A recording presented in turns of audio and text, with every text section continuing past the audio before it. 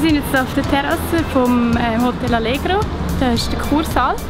Und da wird jetzt dann gerade ein Event gehen von der japanischen Botschaft hier in Bern. Gut. So, wir sind ein bisschen schick angezogen. Ja. Wir wissen ja nicht, was uns erwartet. Nicht, dass wir dann auch noch falsch auffallen. Ja, im Hotel Allegro in Bern. Da ist auch noch so der Kursaal, der glaube noch bekannt ist. Und sieht ganz hübsch aus bis jetzt. Ja. Da hinten sehen wir auch schon die ersten japanisch angekleideten Leute. Die Küche der Subtraktion.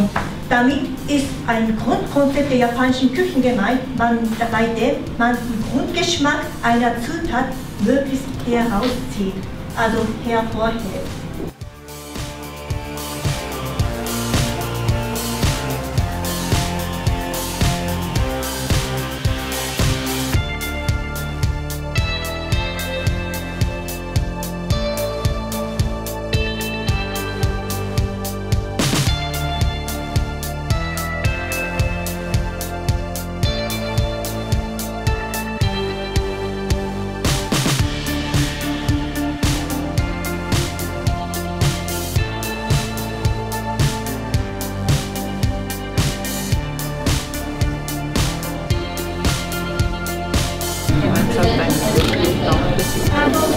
Developed during the fermentation.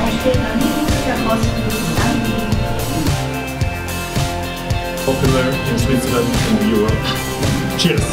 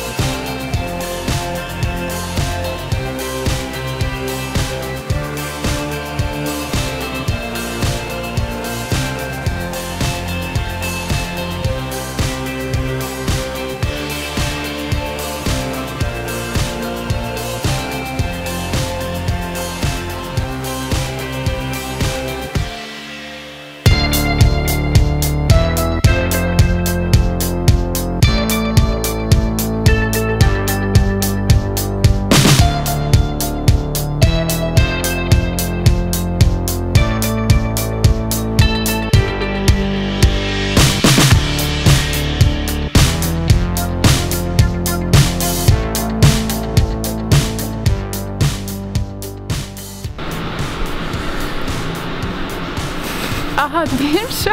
Ja. Ja, wir sind jetzt voll gegessen, voll japanische Feinheiten. Ja. Ja. Jetzt fahren wir von Bern heim und wir haben einen coolen Nachmittag gehabt. Genau. Ich sage immer genau.